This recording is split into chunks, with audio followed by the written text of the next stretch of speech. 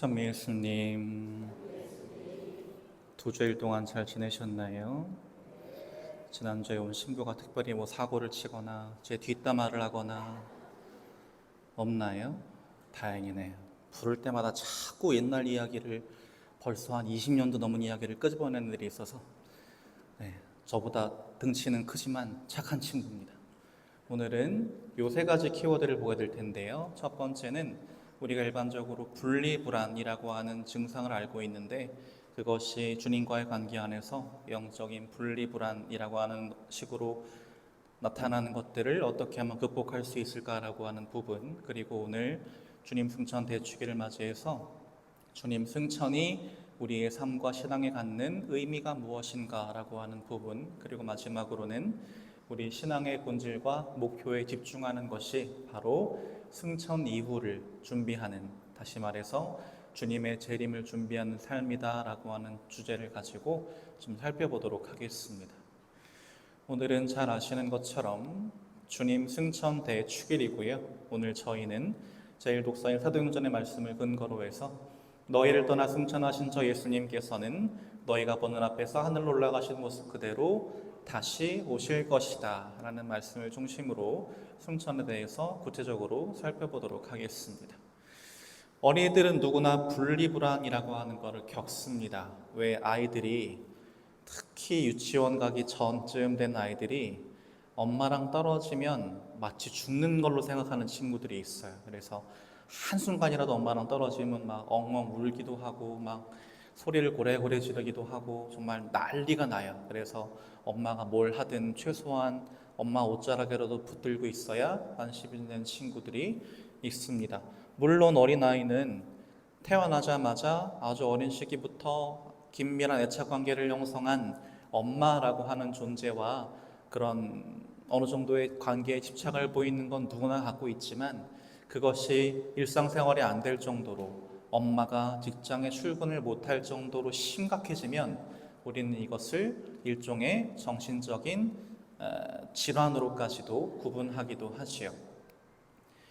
근데 아이가 저렇게까지 불안해하는 이유는 아직 머릿속에 누군가의 부재에 대한 분명한 인식이 안 돼 있기 때문입니다. 아이는 너무 단순해서 자기 눈에 보이는 대로 세상을 보고요, 자기 눈에 보이지 않는 건 없어졌다고 생각해요. 그래서 엄마가 자기 눈에 보이지 않는 것은 결국 엄마가 없어진 거고, 엄마가 날 떠난 거고, 거기서 한 발짝 더 나아가면 이제 다시는 엄마를 만날 수 없을 거야 라는 생각에 엉엉엉 울게 되지요. 그리고 마음은 상실감과 불안함과 두려움에 빠지게 됩니다. 그러다 보니까 점점 더 그런 상태가 심각해지는 것이죠.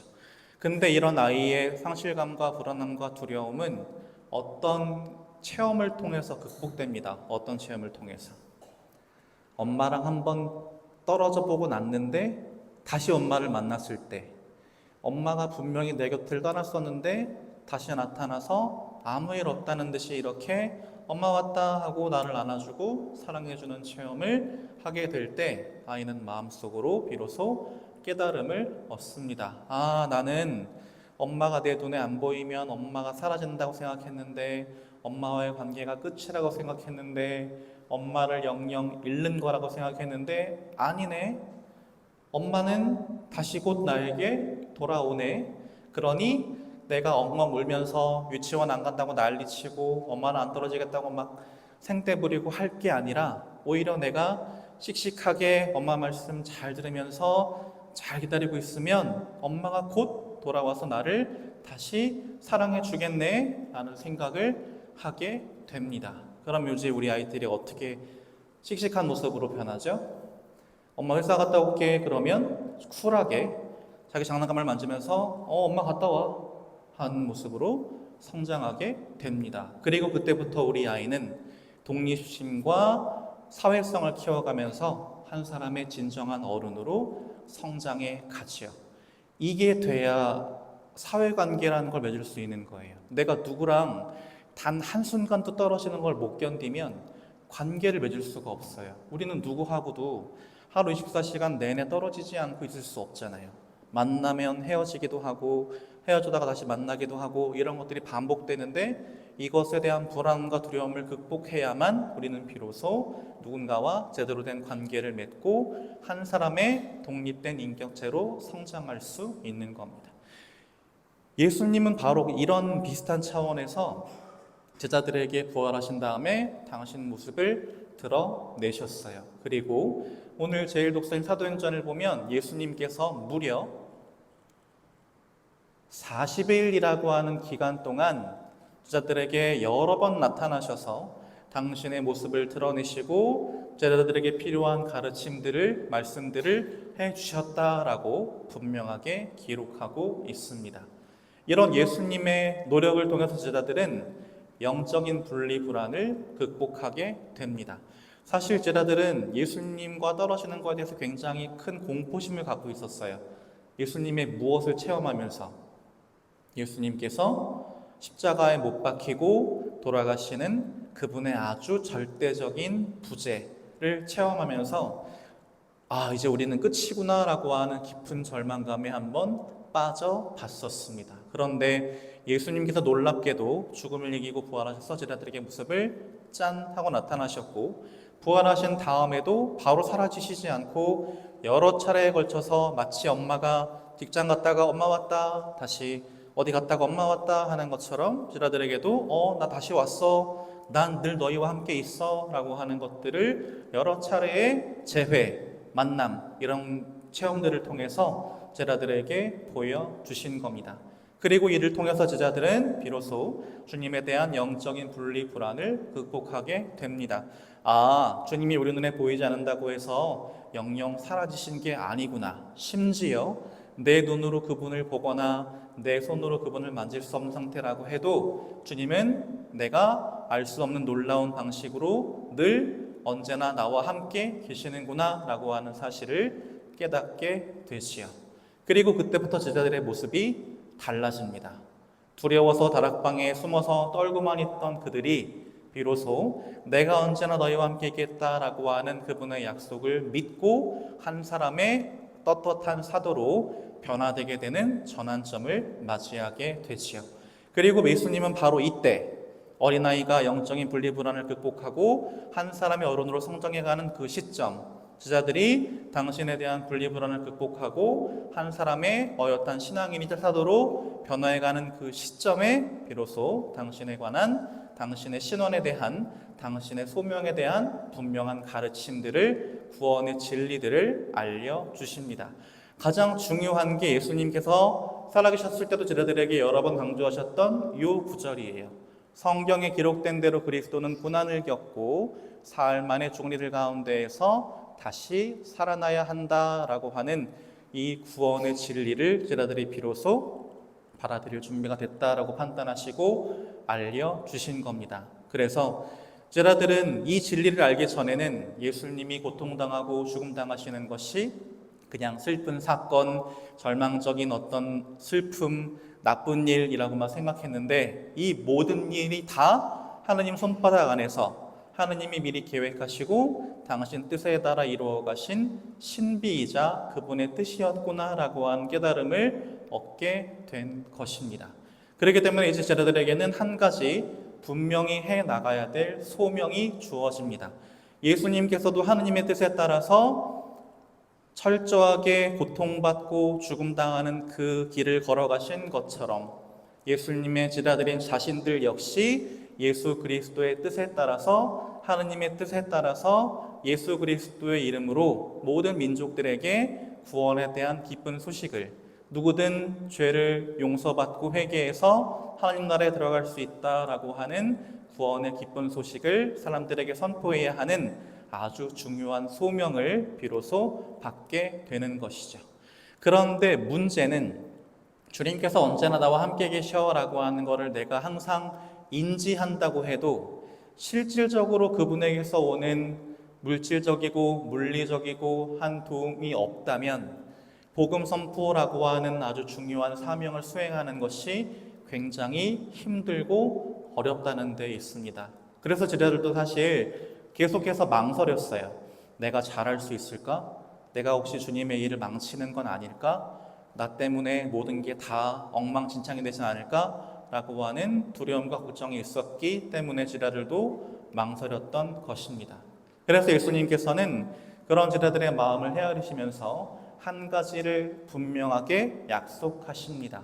내가 너희 곁을 떠나 하느님께로 가면 내 아버지께서 약속하신 분, 바로 성령을 너희에게 보내주겠다라고 예수님께서는 분명하게 약속하십니다. 그래서 다음 주가 성령 강림 대축일이죠.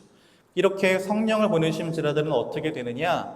크게 두 가지를 얻게 됩니다. 첫 번째는 무엇이 하느님 아버지의 뜻에 맞는 것이고 무엇이 그분의 뜻에 맞지 않는 것인가를 올바르게 식별할 수 있는 지혜를 얻게 되고요.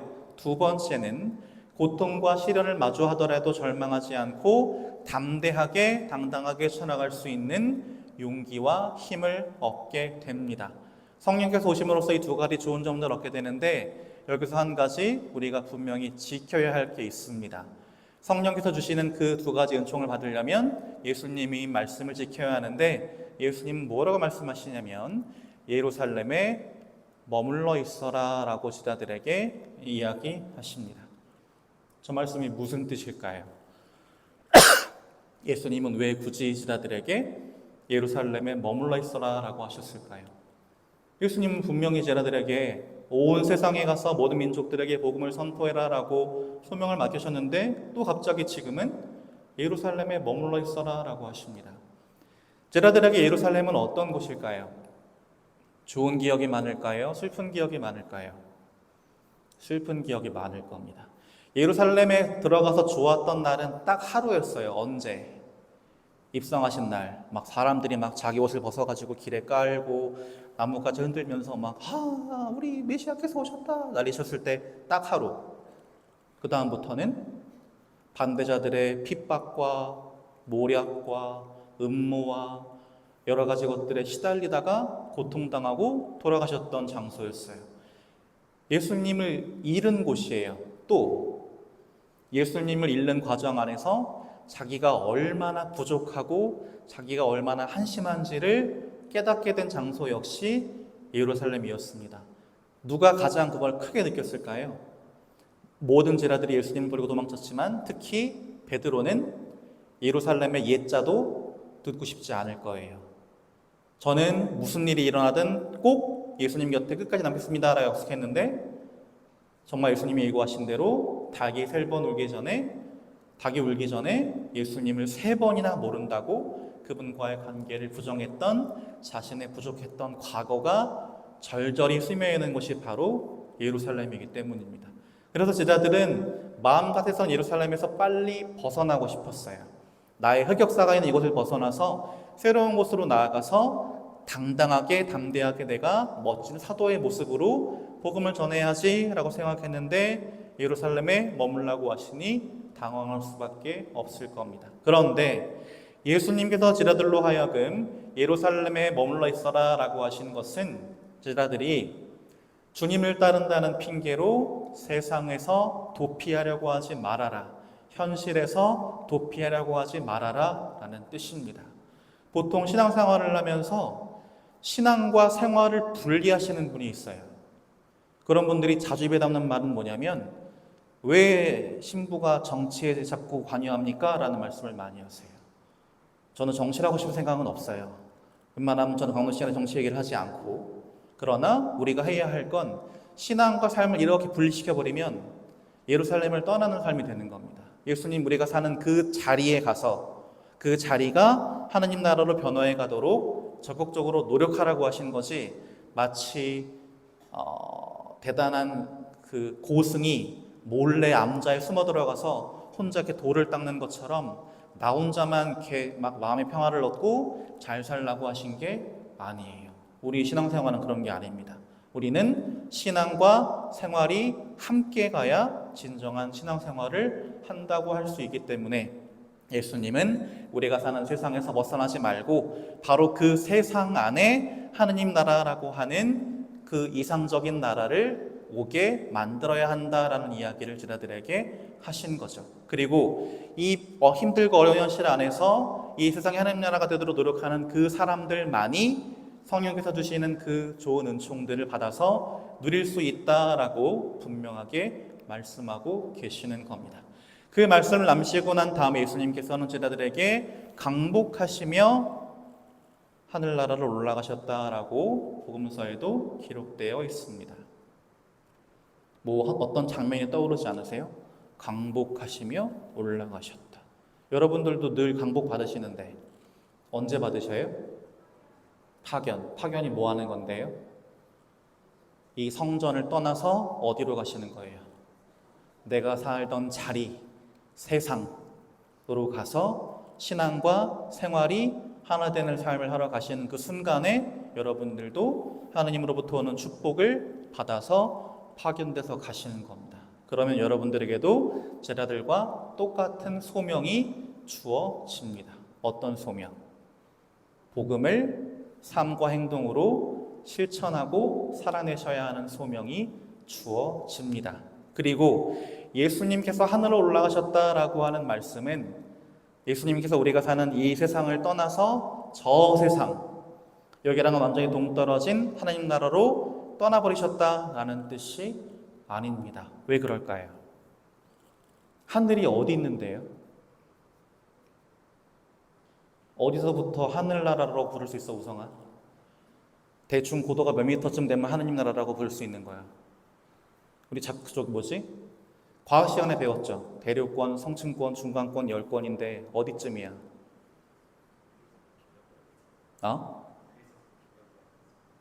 잘 안 들려.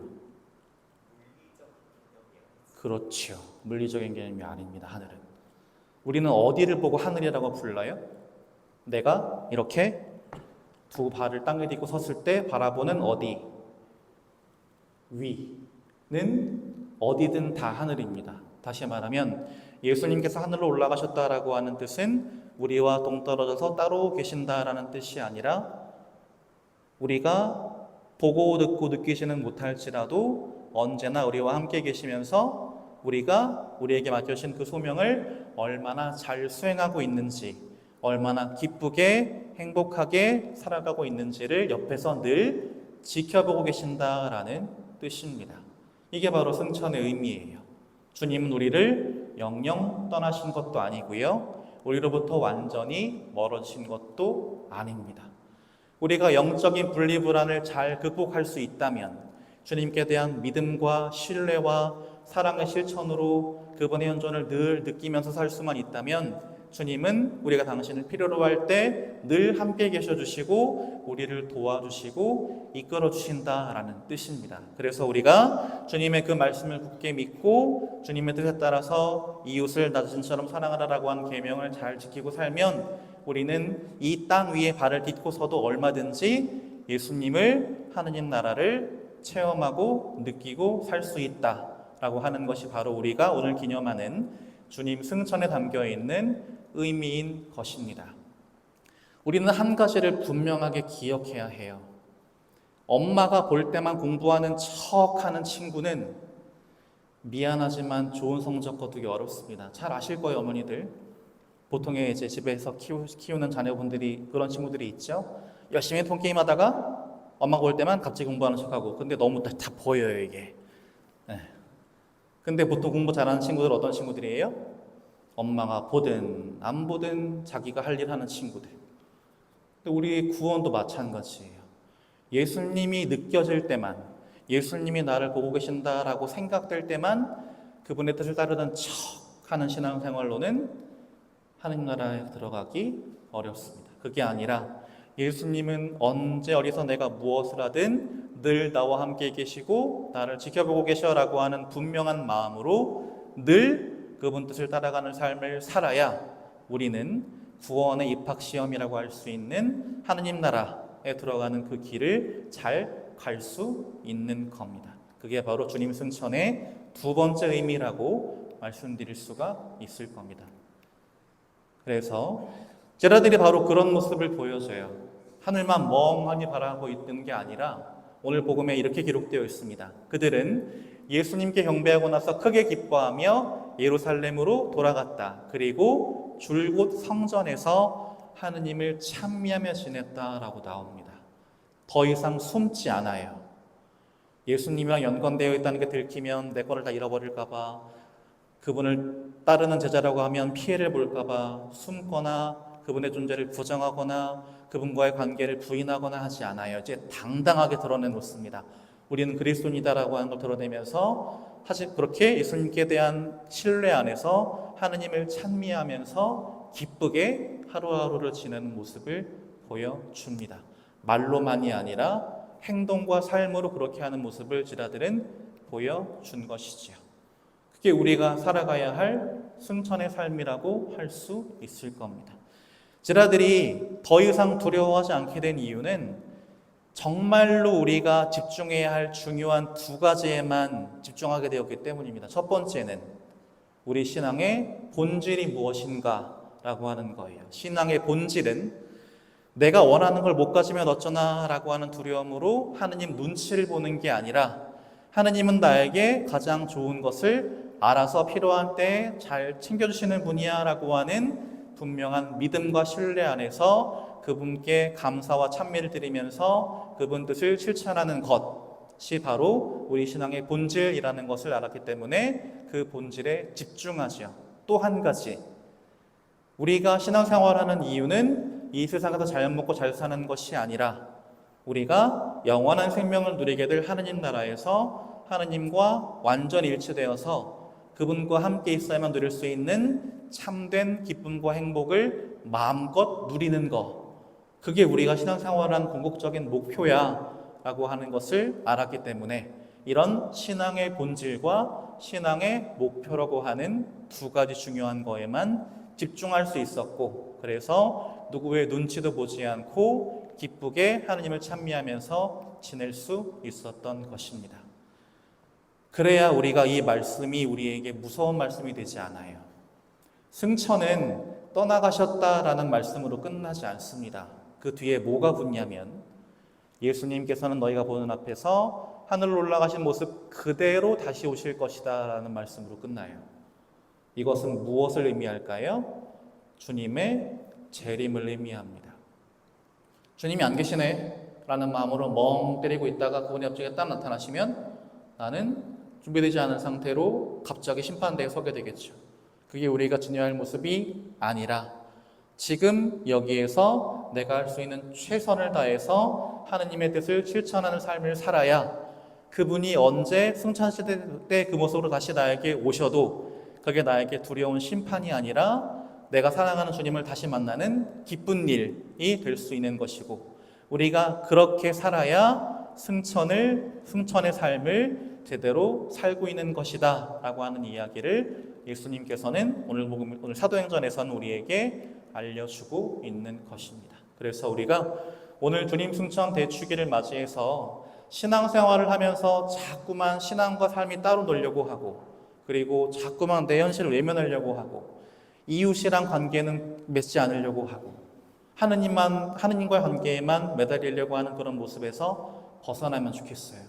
우리는 하늘만 쳐다보려고 신앙생활하는 거 아니고 이웃을 통해서 이웃에 대한 사랑과 자비의 실천을 통해서 하느님을 만나려고 신앙생활하는 사람들이라는 거 잊지 마시고 예수님의 말씀과 가르침에 따라서 이웃들과 사랑과 기쁨과 행복을 나누면서 주님께서 다시 오실 그날을 기쁘게 기다리는 참된 승천의 삶을 살아가는 우리 공동체가 되면 좋겠습니다.